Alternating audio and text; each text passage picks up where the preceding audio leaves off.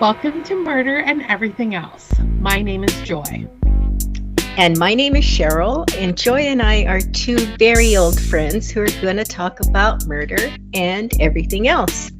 So, Joy, I have to make a correction. Listen, I am not afraid to say that I am not the smartest person in the world, in the room, in this chair, because you corrected me on the pronunciation of Reuters, and I feel like an idiot. And you know what's weird? You know when you're going to get your hair cut, you know how you start looking at everybody's hair?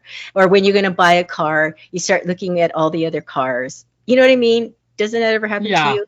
Okay. Yeah. So ever since you corrected me, okay, listen, everybody. It was on one of the episodes. I don't know which one, but I said one of my sources was Reuters.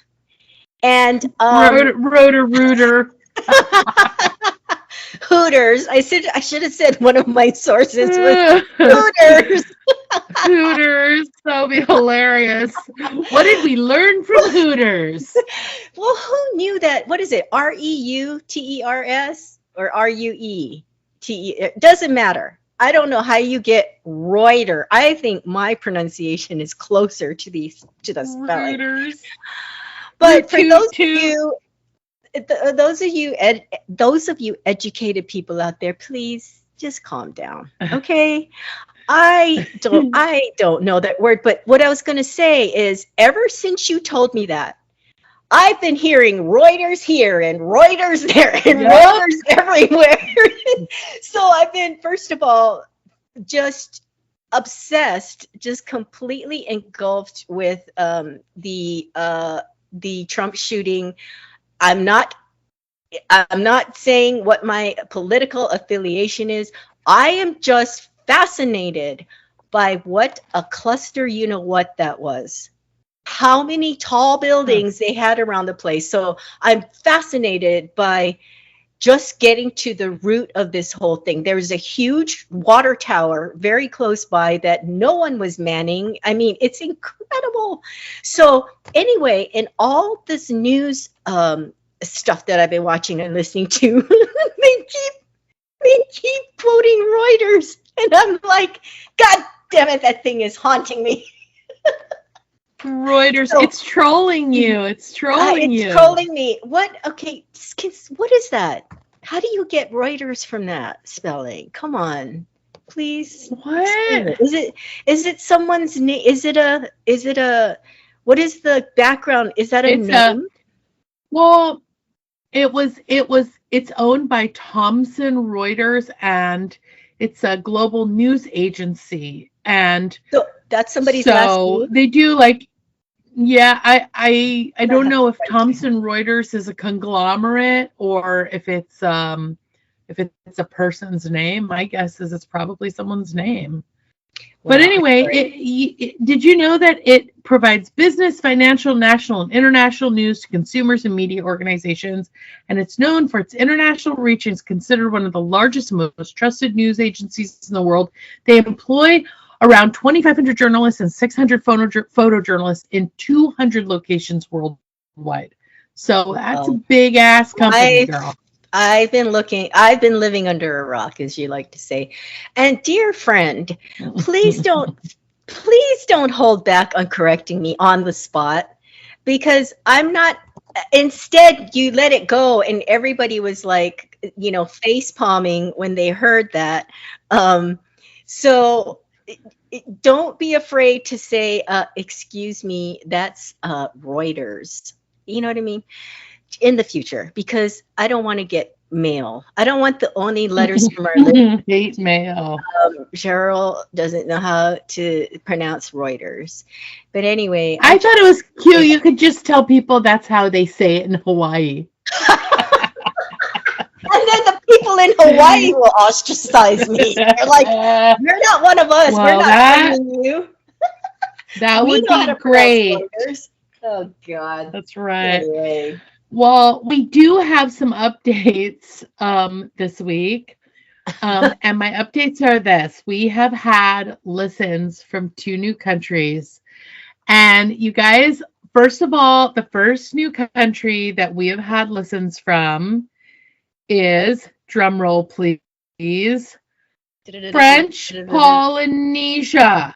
How exciting is that? And I'll tell you why. Because our super fan Francoise was on vacation in French Polynesia and she listened to us while she was there, which put French Polynesia on the map for murder and everything else. So thank you, Francoise. You are So cool. you are the GOAT. Okay. And then guess what the last country is, guys? It's Russia. So the 14th country is Russia. I'm so excited. And when I told Gabe, he goes, "Oh, you got a bot in Russia." I was like, "Hey, it could be someone. It could be Vladimir Putin.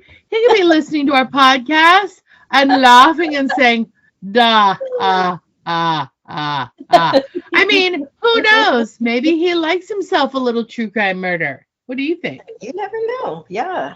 I bet he knows how to pronounce Reuters. You never know. That's So true. anyway, Mhm. thank you so much, Francoise. Remember that if you go to another country on vacay, or if you're traveling the world for work, you can always tune in to Murder and Everything Else and be someone who adds a new country to our list of our carefully counted list of 14 countries, which is the United States, Australia, Canada, Ireland, United Kingdom, the Netherlands, Philippines, India, Belgium, South Korea, Spain, Estonia, French Polynesia, and Russia. So thank you very much. Anyway, you. Cheryl, you got any updates for us? I do. Callie pooped in the yard. Oh, any new listeners, Callie's her dog. Okay? I know I've gone over that in the past, but just so you know, Callie is not her aunt that's visiting from France. It's also not her best friend or her life partner. Although, I don't know, Joy might fancy herself a poop in the yard once in a while. Yeah, she did. Do I ever? Do I ever? But you should see my yard. It's like a freaking jungle out there. Right? Yeah, she did last night. I couldn't believe it. That's all I got. See? She's at home now. I guess. She feels so comfortable. She's pooping in the yard. Yay! Yay! Yay for Callie. All right, moving on to shout outs. Hey, Cheryl, I took my kid to South Carolina on the weekend for a college tour and for a college tryout and for some volleyball, and it was awesome because it was a part of South Carolina that I've never been to before. And I had a really nice time, but on the way there, I stopped at this store called Primark. For any of you who've never heard of Primark, it's basically like H&M and meets Zara, but way cheaper. So it's from the UK, and I'd seen these ladies shopping at Primark and then like showcasing all the things they bought. We didn't just stop at Primark on the way to South Carolina. We also stopped at Primark on the way home. So in a 3-day trip, we went to Primark twice. And I have to tell you, it was so nice. I got out of Primark, bought myself like several dresses. Fiona got some cute jewelry. She got herself a dress. But the thing that's so cool, Cheryl, is you can wait in line to check out at a regular register where someone rings you up, or you can go into pay for yourself kiosk, like ring yourself up. They have all these registers. They have 1 or 2 people kind of managing them. And then when you're done, and they have bags there that you can buy to put your things in. They have paper bags that I think are like 50 cents, but then they have these canvas bags, which are like these, the tote bags that are like $1.15. And when you're done, you have to go to these like subway style doors and scan your receipt, the barcode. The doors will open and you leave, which is so genius because it kind of eliminates that whole like shoplifting thing, you know? Mm-hmm. Because you have to scan your receipt to get out of these double doors, and they're like the subway doors. I mean, if I were like 6'5", I might be able to jump over them. But then you have to run halfway across the store to get out of the store. So Yeah, it but does I have a cut question. down, I think, on shoplifting. Well, I have a question. You know Okay. me, I'm always kind of cynical. What it cuts down on is employees. It cuts down on No, because they jobs. still had regular registers. Yeah, but you're not going to have as many, right? And so it's like No, the they grocery had store. a whole bunch of registers. And the interesting thing was not very many people were using the self-checkout. Okay, I have a question. How Yeah. does the scanning at the door prevent shoplifting? Because it's the scanning when you're paying at the register, right? So if you were to do something where you skipped one, how is the scanner at the Because door you have to know you skipped one? Well, because they have a couple ladies in there watching you ring stuff up. Oh, but that doesn't have to And do there's with this whole process where you take your clothes off the hangers. They have a little bin for you to drop your hanger in. I'm sure it's like notices the weight, then you scan the item, you put it in the bag. And it's, you know, it sits on like a little area that weighs what you're putting in the bag. So it just seemed to me like such a tidy way of like ringing yourself up. You don't take all those hangers home that end up in the trash. They have little totes there that you can use. And then in order to get out these subway doors, you have to scan your receipt. So I just really liked it. I thought it was really kind of cool and seemed very like IKEA-esque. Anyway, I don't know when the last time was that I actually set foot in a store where I had to try something on. My shopping is done from the comfort of my couch, and I use my thumbs. Oh, wow. Yeah. You love Well, shopping. I really love to go into a tiny little box with a big mirror, take all my clothes off and stand there and stare at myself naked. That's what I consider a Sunday's cardio. Anyway, Cheryl, you got any shout outs? The bad lighting in the mirrors, or you can see bad lighting, and I don't you. shave Thank for a you. week before. Oh, thank you. I do have a shout out, and it's to my friend Christine, who you like to call Stephanie. Her name's Christine, and she threw me a tea for two party, and we didn't actually end up having tea because it's 150 fucking degrees outside. So we had, but she had the, you know, the tray, the 3-tiered tray with all, what do you call these? Petafores?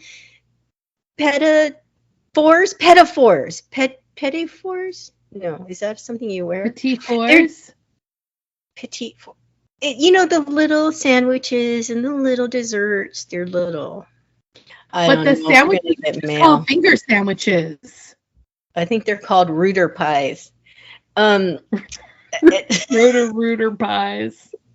They're only called Rooter pies when they're on the way out. Anyway, it was really cute. I was going to wear a dress. I did buy a fascinator, which, you guys, Joy is obsessed with period piece crap, and she loves the royal family, and I was shocked that you didn't know what a fascinator was. I thought a fascinator was something that hooked your bra together in the back. That's a fastener. That's a fastener. So I had one of those on, and she had a really cute hat on, but I was going to dress up and whatnot. But my day had a little bit of a wrench thrown in it because Callie wasn't feeling well that day. But anyway, it was so fun, and it was so sweet of her to do that. So I just want to give a shout out to Christine. Yay, Christine. Who I love to call Stephanie. Anyway, moving on to letters from our listeners. Hey, I have a shout out to Eunice, who sent us a comment on Spotify regarding our Take Care of Maya episode, which Okay. is all the way back in season 1, and it was episode 30. She said that she suspects that Beata ended her life thinking that would let Maya go home with Maya's dad. And I tend to agree. That was such a sad, sad story. It was But a thank story. you so much, Eunice, for your comment. And Yeah. also in other news, I have officially stopped leaving comments on each episode. So I'm opening up the floor for all of you listeners to flood us with comments and love letters and comments and snarky remarks and smiley face emojis and whatever you'd like to leave so that I can read it on Letters from Our Listeners. Anywho, Joy, if you we are. stop, we will get no comments. I know, that's right. I want to see what happens naturally. No more. Of course, I like every episode. I'm involved in it. But anyway, so guys, this week Cheryl is heading right back into mayhem. Take it away, Cheryl. Well, Joy, do you know the saying, it is better that 10 guilty persons escape than that one innocent suffer? Have you heard that before? No. No. Oh, okay, well, I'm telling you now. And that was expressed by William Blackstone in his seminal work, Commentaries on the Laws of England, published in the 1760s. But honestly, you'd rather let 10 guilty people go, right? Than have one innocent person on death row. I mean, I don't know how you feel.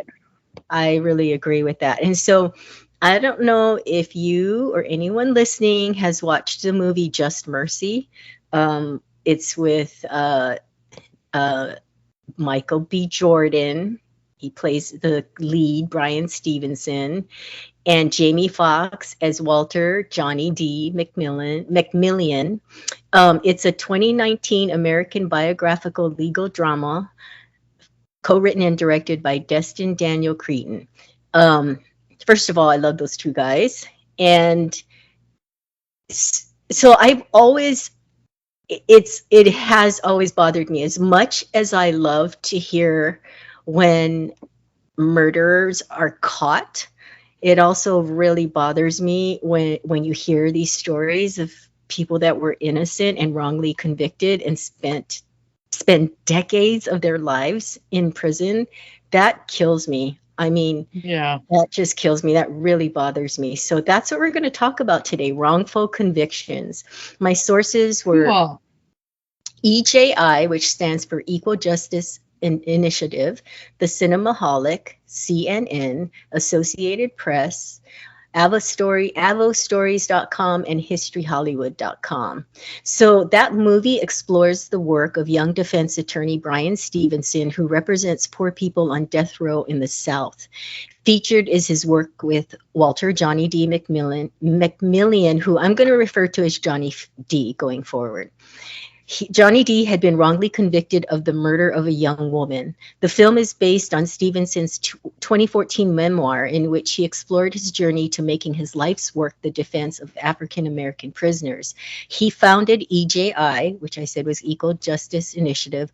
Under his leadership, EJI has won major legal challenges, eliminating excessive and unfair sentencing, exonerating innocent death row prisoners, confronting abuse of the incarcerated and the mentally ill, and aiding children prosecuted as adults. Johnny D., who is Black, was convicted and sentenced to death for the murder of a young white woman.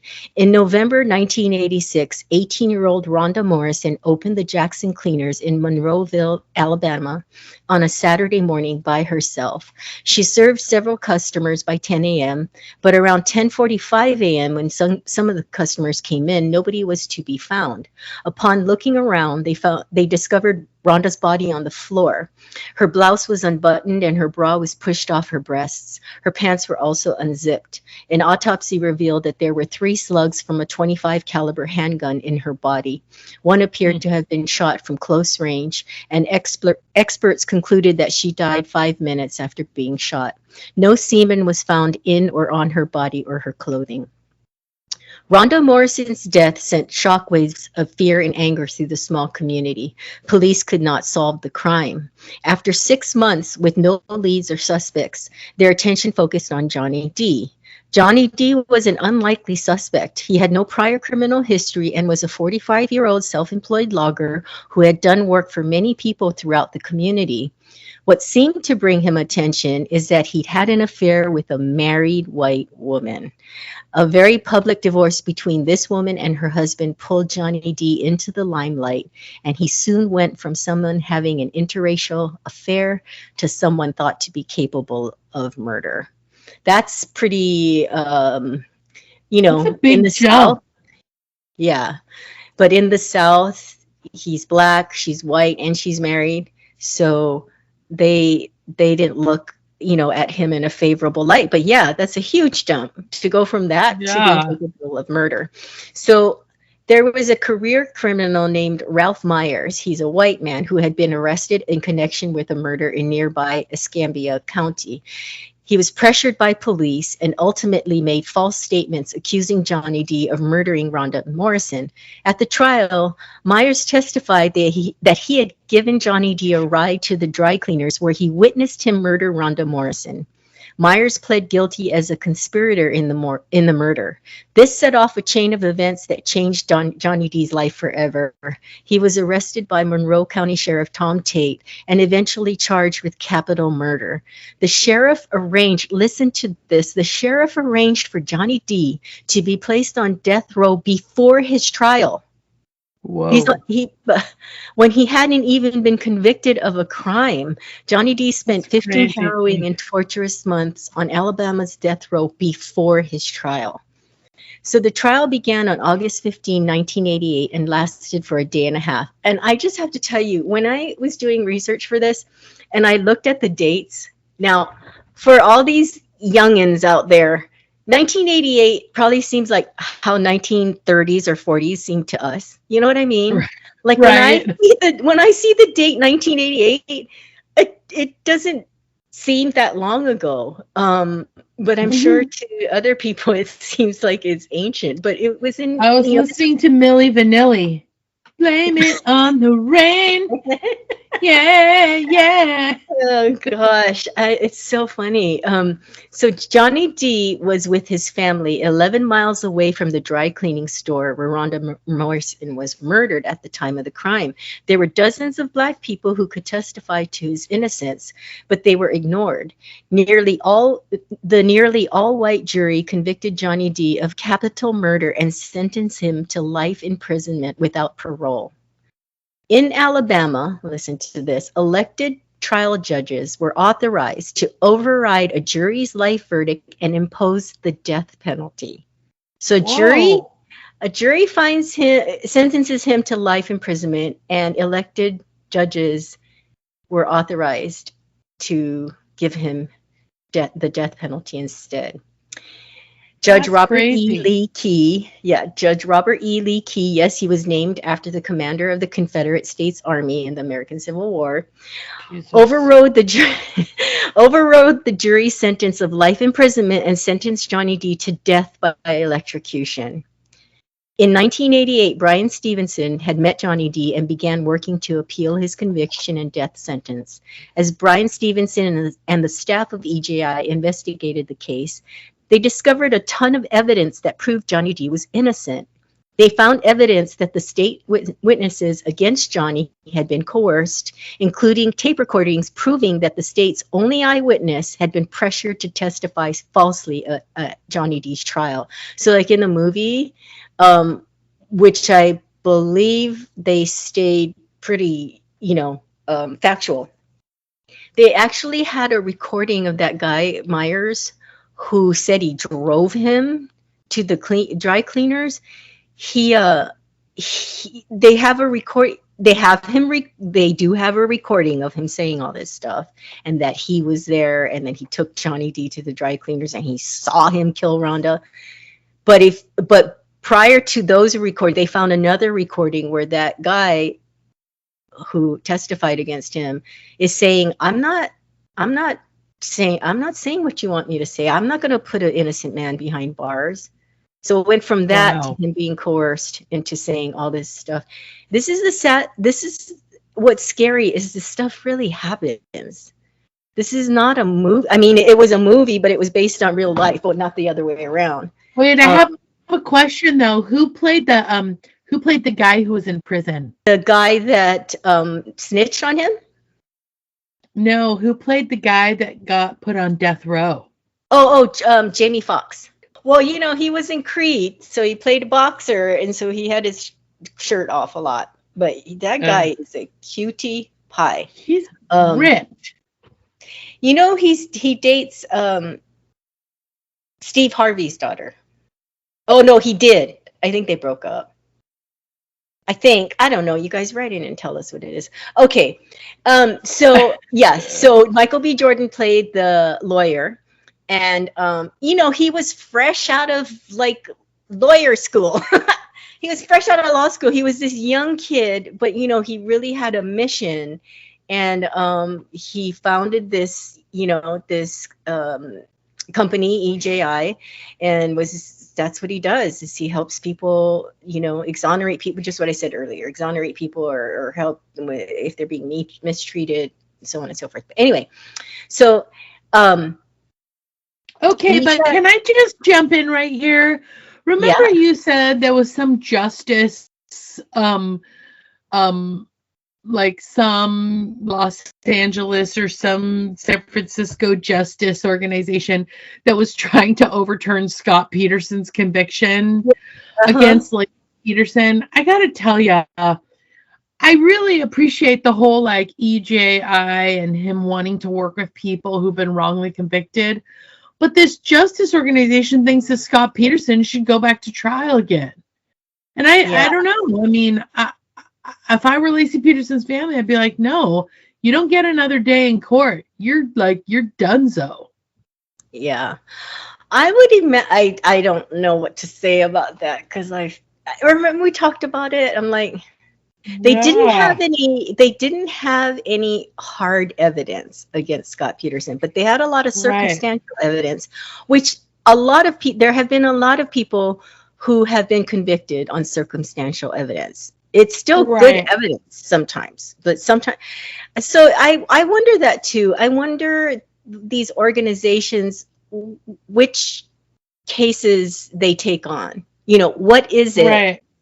What are the factors that make them take on a certain case and try to get it overturned? I sure would like to know too. Well, I guess we can look that up. EJI presented this dramatic new evidence, but it took 6 years of hearings and appeals before the Alabama Court of Criminal Appeals finally ruled that Johnny D's conviction was unconstitutional. A new investigation was ordered. The Alabama Bureau of Investigation ultimately confirmed the evidence uncovered by EJI and determined that Johnny D was innocent, but prosecutors still wavered on whether they would join the motion filed by EJI to dismiss all charges against Johnny D. The case had generated an unusual amount of media coverage. Brian Stevenson and EJI received death threats, of course. Resistance, not everybody's on board, resistance to acknowledging Johnny D's innocence was intense, but the overwhelming evidence of innocence ultimately forced the state to agree to drop the charges. Johnny D was released from death row as a free man in March of 1993. He had spent 6 years of his life on death row as an innocent man. Johnny D was among the first exonerees from death row in the modern era. A 60-minute segment and other national press coverage about his case led to other exonerations. Today, more than 160 people who were on death row have been proven innocent and released. Wow. After Johnny D's release in 1993, he worked hard to educate people about the death penalty, sharing his experiences with students, community groups, and elected officials across the country. His case drew public attention to wrongful convictions, and many more people were exonerated in the years after his release. In 1998, he joined other survivors at a national conference on wrongful convictions and the death penalty, attended by more than 1,000 lawyers, law students, professors, and criminal justice reform advocates. EJI filed civil rights lawsuits against state and local officials for incarcerating Johnny D on death row before his trial in violation of his rights. An effort to hold the sheriff accountable went all the way to the U.S. Supreme Court, but the court ruled that Sheriff Tate was protected from liability based on immunity laws. Listen to this. Tell me what you think. Police, prosecutors, and judges are immune from judgments that require them to make payments to people victimized by abuse of authority. They're immune. I don't. You think? Do you think it's right that they're immune? I don't know. I don't know. Police, prosecutors, and judges are immune from judgments. I don't know, but it's for payments. I mean, they're still not immune from the law. They're still not immune from serving time. But the payment, I mean, I feel like if there's restitution that other people have to pay, everybody should have to pay, especially if you're guilty. Right. But or if you had a hand in imprisoning. Well, the part that was really bad, I mean, it's all bad. He was innocent. But that he was on death row before his trial. Like, how is that allowed to happen? To me, it's really scary. To me, it's really scary. You get accused, or you have some guy in jail like this one who wanted to make a plea deal and get a better deal for himself. So he was coerced into saying this stuff, or you're wrongly identified. You know, Joy, we all look alike, right? Right. That's all right. The inches look alike. So what if you, were, what if somebody said they saw you somewhere and then you get thrown in, you know what I mean? And all it takes is some like eager or, dishonest people in power. I mean, this guy was put on death row before his trial. That's what kind of rights is it? I mean, so years later, when the case was settled, the compensation was much less than had been hoped. Sheriff Tate was never removed from office, and he retired in 2019. Johnny D's experience on, See, this is what I'm saying. There's like it's people in power, like no accountability. Mm-hmm. And they're just people, so they shouldn't be immune from anything. Mm-hmm. Oh, in my opinion, Johnny D's experience on death row was traumatic, as we can imagine. I have suffered pain, agony, loss, and fear in degrees that I had never imagined possible. He testified in 1993. I have survived these 6 long years, but I am a different man. How can you not be? He explained the horror of seeing 7 other men executed during his time at Alabama's Holman Prison. He says, I experienced the executions with the greatest pain and with enormous fear about whether this would happen to me. From my cell, you could smell the stench of burning flesh. The smell of someone burning to death is the most painful and nauseating experience on this earth. Can you imagine smelling that, experiencing that, and wondering when your time is, and you're innocent? Like, it's yeah. You know what? I have to also say that, like, when he said that his experience on death row, I watched an interview today with a man who had gone to prison, and the way that, like, the judge had made it sound like he was going to be going to like a work kind of a detail thing, and he was so young. He was like 18 or 19, and he didn't realize he was going to, what it was it was a work detail that he would go out on during the day, but at night he would return to prison and be an inmate just like all the other inmates. Mm-hmm. But because he was young and because his sentence wasn't as crazy, he never thought he was going to like a general population prison. And he said within the first 30 days that he was in prison, he was raped for the first time. And he said it was a totally coordinated event. Everybody knew. He said it was systematic, that all of the young men were also, all the new inmates also were subjected to the same. And then it wasn't the only time he was raped. I have to tell you, he was very self-composed as he talked about it, but like I could see how, it would affect everybody in a different way. But also, I mean, talk about like suffering pain, agony, loss, and fear in degrees. Like he just thought he was going to like a work detail that was going to be Oh like my kind of prison light. God. And he was on a work detail, but every night when he returned, and he said that it was definitely, he said, a control thing. It was an act of aggression to put him in his place so that he knew that he was not in charge in any way. And he learned very quickly who was in charge. But just to hear him say that, it was like, I'm sorry. I was like, anyone who, like, nobody should ever want to, should have to go through being wrongly convicted, because I'm sure just the watching of these people be on death row and their death and the stench and all that, that's just one part of it. I'm sure there was Yeah, other exactly. horrible, like traumatizing stuff that That happened we to don't them. know about. Oh, yeah. I mean, but it's scary to me that an innocent person can be dragged. It's possible. It is possible. It's Yeah. these things are real. This is not a movie. It Mhm. happens all the time. They get dragged into this, and then they get lost in the You get lost in what? The lost in mud? the Lost in the maze? Lost in the labyrinth? Lost the in your system. My God, eyes? it's not even that hard word. They get lost in the system. Okay, we are Oh, both recording okay. this after work. Everyone, we do work for a living. Um, so, but anyway, yeah, you can get. Shut up, shut up, rotor rooter. Lost in your eyes. Did you hear that part? Lost in your eyes. Like a Debbie Gibson song. But honestly, if you get just suddenly pulled into some shit by being wrongly identified, or some, you know, convicted murderer wants an easier sentence, so they say whatever they have to, then you get pulled in and you get lost in the system.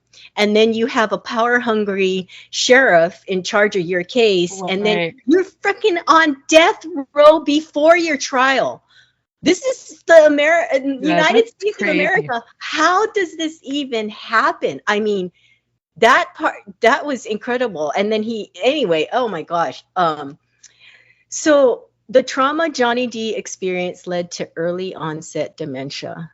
Of course, it's Oh going to affect, God. and he was only in there, I'm not going to say only, oh my God, I didn't mean it to sound like that, but 6 years, because you will hear about Right. all these, there decades. He had lost his logging business and sold car parts until he became too ill to work. In the last 2 years of his life, he couldn't enjoy the outdoors or get around much without help, and he died on September 11th, 2013. There have been Mm. no answers in Morrison's murder. Her parents have not found closure after all these years. However, they put out a touching message in 2006, 20 years after her murder. Her mother and father said that if love could protect her, she'd never have died. And although they admitted that the hole in their hearts from Rhonda's loss could never be filled, they cherish all the memories and times they spent with their daughter. And that's the sad thing, is that they focused in on him. And so now no one else has been held accountable. There were no other suspects. And the other thing is that the police, they felt pressured because it wasn't solved after 6 months. It's like, holy cow, well, take your time. Let's find the right person. Right. Let's take your time. But they were feeling pressured. I mean, oh my God, this innocent guy. Okay, wow. I had to go through all of this because you felt pressure to find someone. So some Right. other notable stories was a man had been freed after spending nearly 4 decades. 4 decades in Oh prison my on a murder God. conviction in a 1984 Philadelphia fire attributed to arson under standards that prosecutors said would not support a conviction today. 4 decades.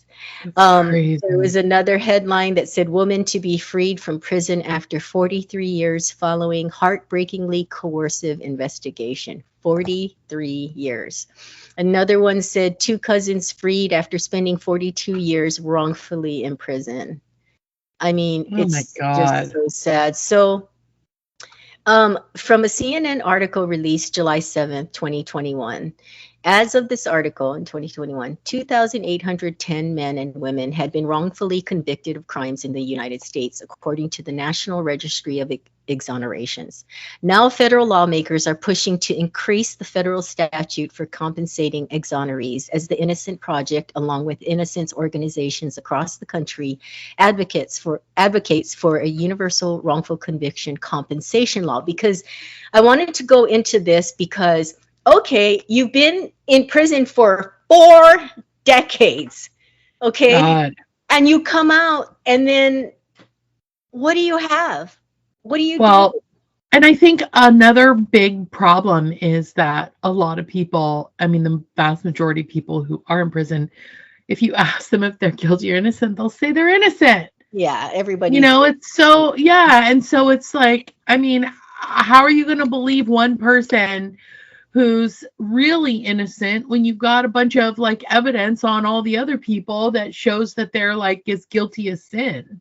Right. No, you're right. It goes back to your point. Like, how do these, organizations like the Innocence Project and other in his organization, how do they determine, Yeah. what's the criteria for them to fight? Because there's so, like you said, there's a lawyer I listened to on YouTube. He's like, everybody in prison is innocent. You know what I mean? Like, they're all Right. going to tell you that. So 36 states and Washington, D.C. have laws on the books that offer compensation for exonerees, according to the Innocence Project. The federal standard to compensate those who are wrongly convicted is a minimum of $50,000 per year of incarceration, plus an additional amount for each year spent on death row. The current federal statute, which was endorsed by then President George W. Bush in 2004, also serves as a model for states to create their own laws to compensate exonerees.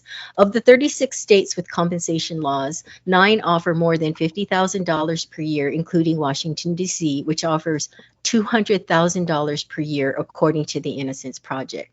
Democratic Representative Maxine Waters of California introduced the Justice for Exonerees Act, which would amend the federal statute to increase the compensation amount to a minimum of $70,000 per year.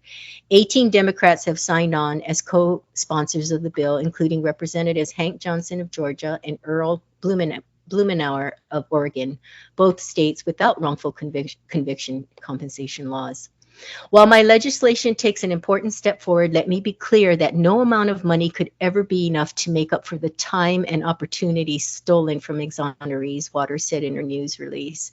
According to the National Registry of Exonerations, since 1989, there have been 291 wrongfully convicted men and women in the 14 states without such compensation laws. Of those, Pennsylvania accounts for 103 of the exonerees. So I just want to talk about some stories of really quick of innocent people put to death. It'd be nice to think our judicial system is totally infallible, but unfortunately, that's not the case. Innocent people are convicted of crimes they didn't commit for more often than anyone would like to admit. And in some cases, people who were later found to be innocent have actually been put to death. Carlos de Luna. In 1989, de Luna was executed for the stabbing of a Texas convenience store clerk. Almost 20 years later, Chicago Tribune uncovered evidence that shows de Luna was likely innocent. The evidence showed that Carlos Hernandez, a man who even confessed to the murder many times, actually committed the crime. In 1992, Cameron Todd Willingham was convicted of arson murder in Texas. He was believed to have intentionally set a fire that killed his 3 kids. In 2004, he was put to death. Unfortunately, the Texas Forensic Science Commission later found that the evidence was misinterpreted.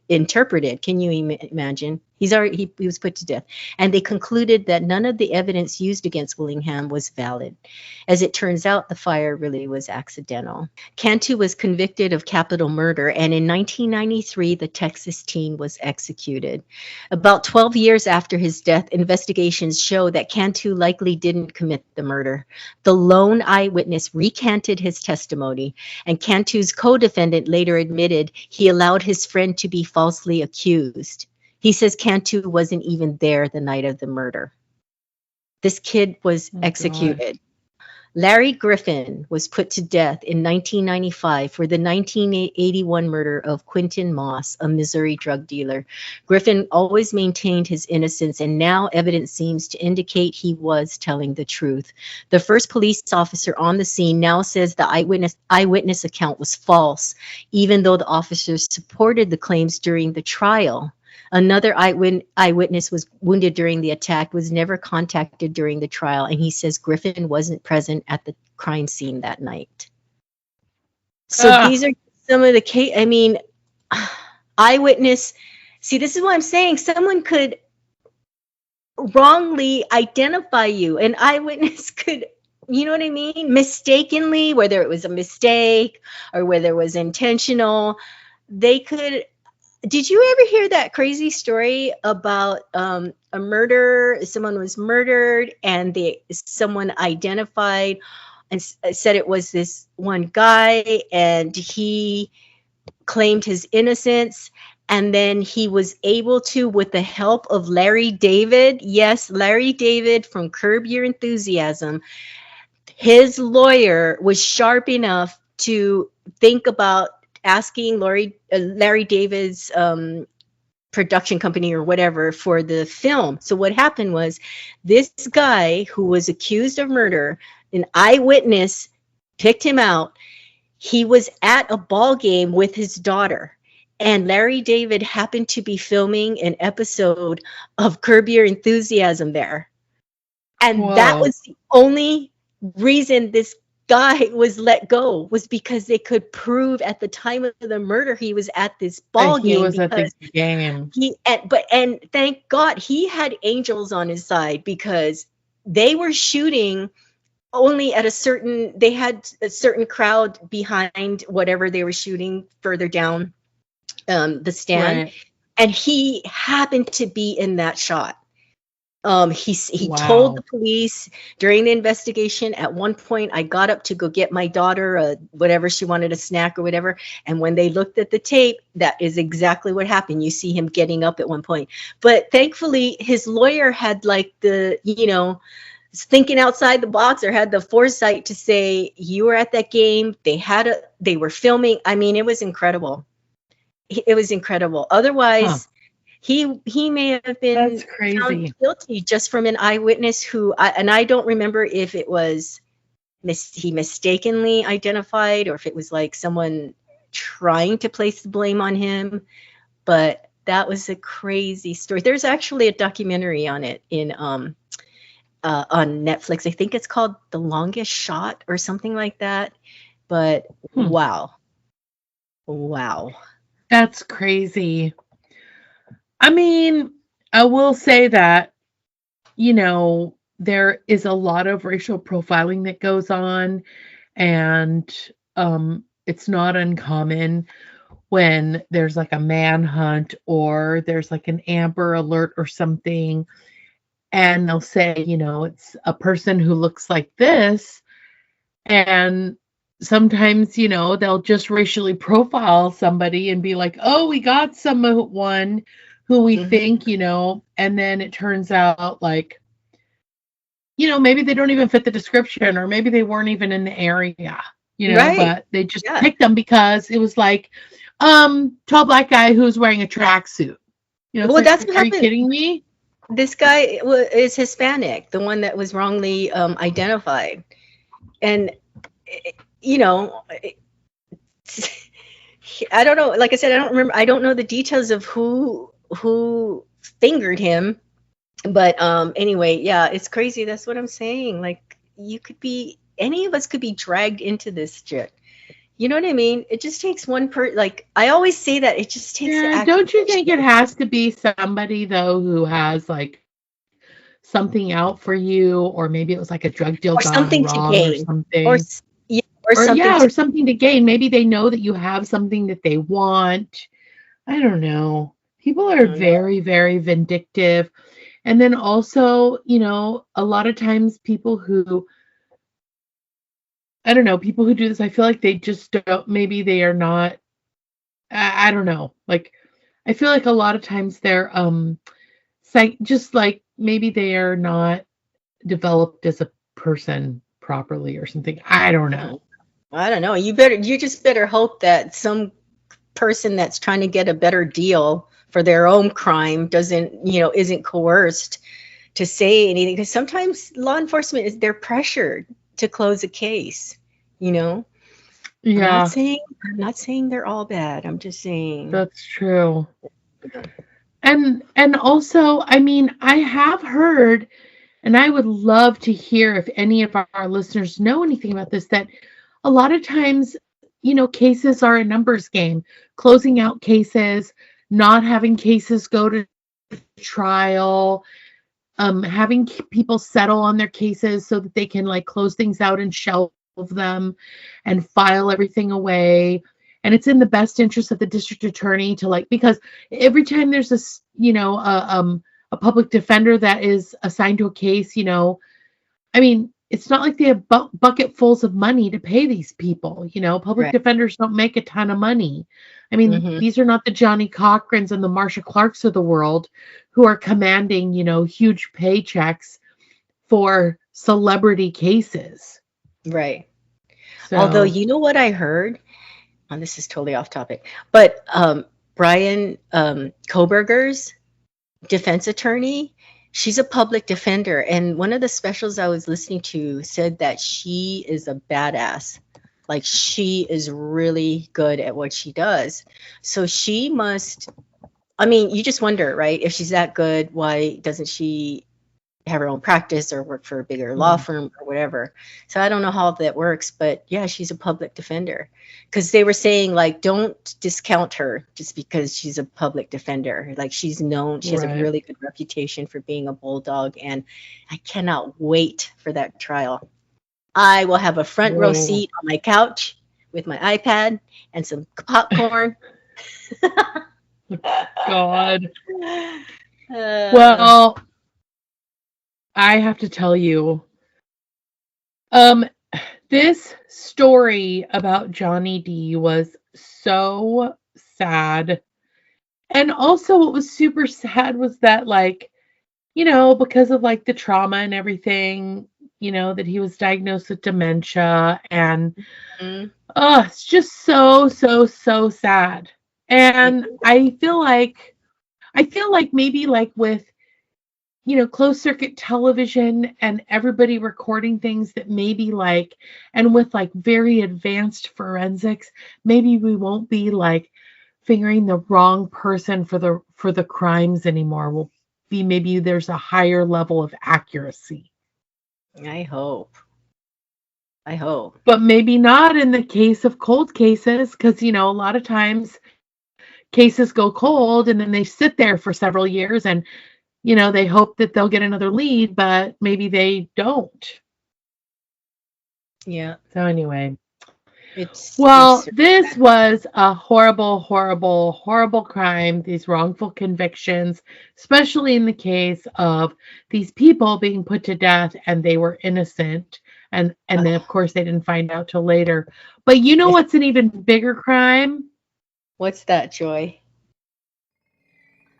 That we are out of time. I thought I lost you there. That is a crime. Thank you for listening, everyone. And don't complicate your day. Don't complicate your day. All creativity, commentary, and opinions in this podcast belong to Cheryl and Joy. Music composed and mixed by Gabe McKeon. Logo and merch managed by Cheryl Callan. Podcast editing, advertising, and social media managed by Joy McKeon. Legal representation provided by John Boljezic. Please like, subscribe, follow, and listen. You can listen to us on Spotify, Audible.com, Amazon Music, Apple Podcasts, and iHeartRadio. And remember, you can find us on Instagram and TikTok, or you can email us at murderandeverythingelse@gmail.com. Bye, fishes.